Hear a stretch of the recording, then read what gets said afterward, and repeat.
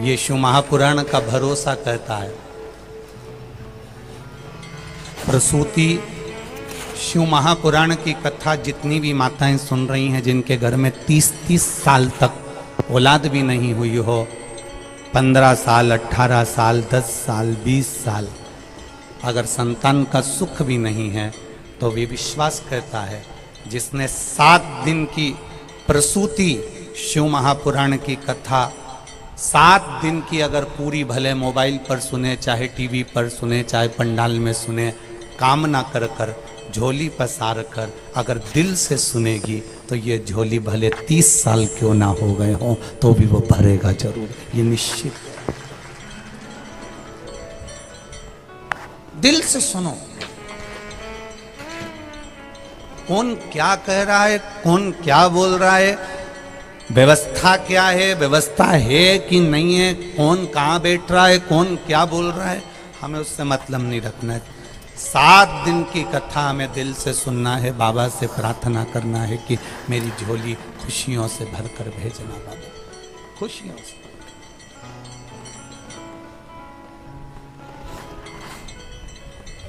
और वो कृपा करेगा तो दुनिया में सुख का अनुभव होगा।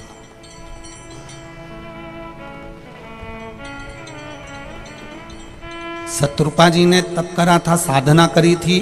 शत्रुपा जी ने तप साधना करने के बाद में जो संतान को जन्म दिया है, वो संतान कोई साधारण नहीं, माता प्रसूति हुई है। और वो माता प्रसूति कोई साधारण सी नहीं थी, जिन्होंने 9 वर्ष की आयु में तप साधना करी है। 9 वर्ष की आयु में माता प्रसूति ने तप साधना करी। दक्ष प्रजापति जिन्होंने भगवान ब्रह्मा जी के हृदय से प्रकट होने के बाद में, भगवान ब्रह्मा जी के हृदय से प्रकट होने के बाद में जिन्होंने सृष्टि की रचना का भार नहीं ग्रहण करा, पर ब्रह्मा जी ने उनको समझाया, तो दक्ष प्रजापति ने विचार करा कि मैं सृष्टि के क्रम को बढ़ाऊंगा। पहले किन्नर की सृष्टि थी, उस किन्नर की सृष्टि को समाप्त कर दिया जाए। किन्नर की सृष्टि के बाद में जो सृष्टि का निर्माण होगा, दक्ष प्रजापति कहते हैं मैं करूंगा। ब्रह्मा जी का कहना माना, दक्ष प्रजापति ने सृष्टि का निराकरण करने का, सृष्टि को आगे बढ़ाने का विचार कर लिया। सृष्टि को आगे जब बढ़ाया जा सकता है जब दक्ष प्रजापति का विवाह हो जाए। अब दक्ष प्रजापति विवाह करेंगे तो सृष्टि आगे बढ़ेगी, संतति आगे बढ़ेगी, वंश आगे बढ़ेगा।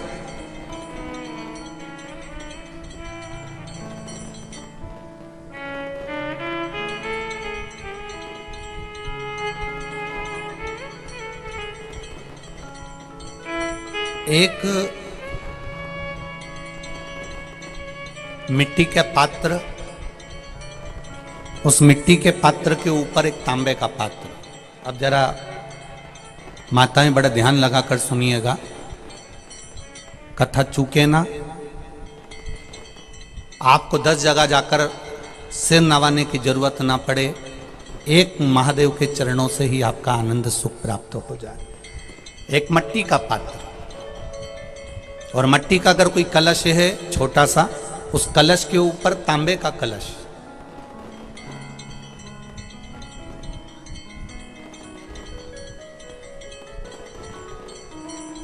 माता प्रसूति, दक्ष प्रजापति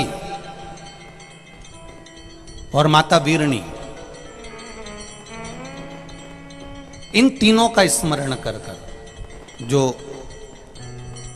बड़ के पेड़ के नीचे जो शिवलिंग हो, बड़ के पेड़ के नीचे जो शिवलिंग विराजमान हो, चाहे वो ओटले पर हो, चाहे वो पत्थर का हो, चाहे वो सीमेंट का हो, चाहे वो कंकर का हो, चाहे वो मार्बल का हो, चाहे वो जिस भी चीज का हो, बड़ के पेड़ के नीचे जो शिवलिंग हो, उसमें सीधे जब आप कलश लेकर जाएंगे तो मिट्टी का पात्र, उसके ऊपर तांबे का पात्र भरा हुआ, दोनों को एक साथ पकड़ कर ले जाएंगे। पर जब आप शिवलिंग पर दक्ष प्रजापति, प्रसूति और वीरणी, इन तीनों का नाम लेकर सीधे हाथ में मट्टी का पात्र और उल्टे हाथ में तांबे का पात्र लेकर धीरे धीरे शिवलिंग पर जल समर्पित करेंगे और उस जल का पान उसी बट वृक्ष के नीचे दोनों पति पत्नी अगर पान कर लेते हैं और संतान की कामना कर लेते हैं तो भी मेरा महादेव संतान प्रदान करता ही करता।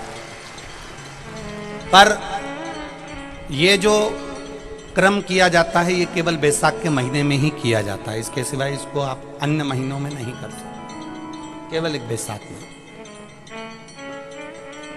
और हम तो कहेंगे बैसाख महीने की जब शिवरात्रि आए या बैसाख महीने में अष्टमी तिथि आ जाए या बैसाख महीने में सोमवार का दिन पड़ी जाए तो प्रयास करना कि आप संतति के लिए, संतान के लिए आप ये प्रयोग कर सकें। शिव तत्व की प्राप्ति।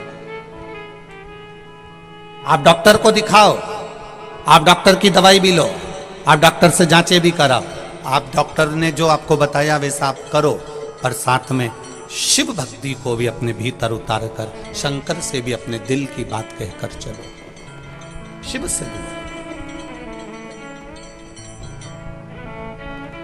खाली ना जाता कोई दर से तुम्हारे, मैं भी खड़ा हूं नंदी बाहे पसारे।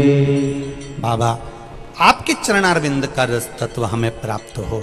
9 वर्ष की कन्या प्रसूति तब साधना में लीन है, 9 वर्ष की कन्या प्रसूति भगवान के भजन में लीन है। समय दक्ष प्रजापति का मंगल विवाह करना है। क्यों? संतति को आगे बढ़ाने के लिए, संतान को आगे बढ़ाने के लिए और इस पूरे ब्रह्मांड को एक संतति देने के लिए।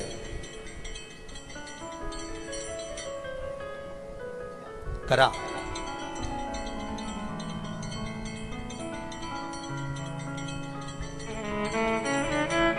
दक्ष प्रजापति जब तप में लीन थे,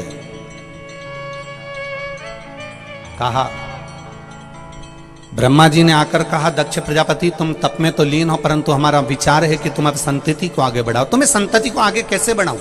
आपको विवाह करना पड़ेगा। किससे विवाह करूं? भगवान ब्रह्मदेव से भगवान दक्ष प्रजापति कह रहे हैं कि मैं विवाह करूं तो करूं किससे?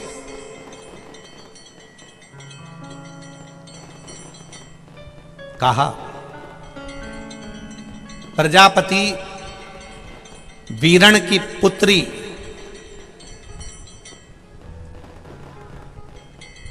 प्रजापति वीरण की पुत्री जिसका नाम आसिकनी है उसको लोग वीरणी भी कहते हैं। प्रजापति वीरण की पुत्री जिसको लोग आसकनी कहते हैं उसका नाम वीरणी भी है। अच्छा, कोई फिर अच्छे से सुन लो ध्यान से।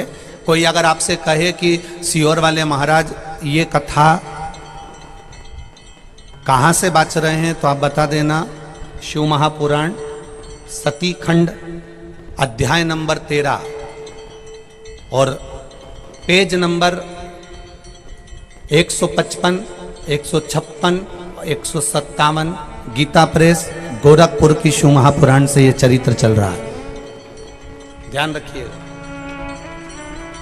अगर कोई आपसे कहे कि गुरुजी ये कथा कहां से बाच रहे हैं, ये वीरणी की कथा कहां से बाच रहे हैं, तो आप बता देना गीता प्रेस गोरखपुर की कथा शिव महापुराण सती खंड अध्याय number 13, 155 number page, 156 number page और 157 नंबर पेज पर से यह कथा को लिया जा रहा है।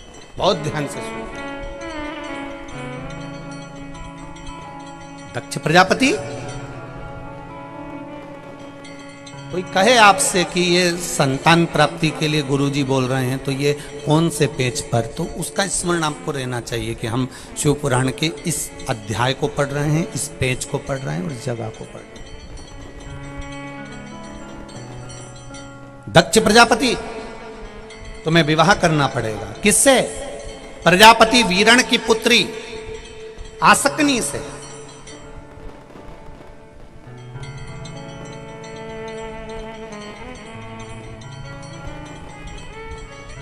ये वही कन्या है आसकनी। प्रजापति वीरण की पुत्री आसकनी ये वही कन्या है, ये वही कन्या है जिस नारी का रजोधर्म से जुड़ा हुआ जो भी तकलीफ होती है, केवल हाथ में जल लेकर आसकनी का नाम लेकर भी वो पान कर लेती है तो रजोधर्म से जुड़े हुए सारे दुख। कहते हैं कि गर्भ में, गर्भाशय में अगर गांठ भी पड़ गई है और डॉक्टर कह रहा है कि बच्चा दानी में गांठ है, गर्भाशय में गांठ है और इसका ऑपरेशन होना जरूरी है, आसकनी दक्ष प्रजापति की पहली पत्नी का मात्र स्मरण कर कर अगर आचमन पानी का कर लिया जाए तो गांठ भी गर्भाशय की गलना प्रारंभ हो जाती है। ये वो नाम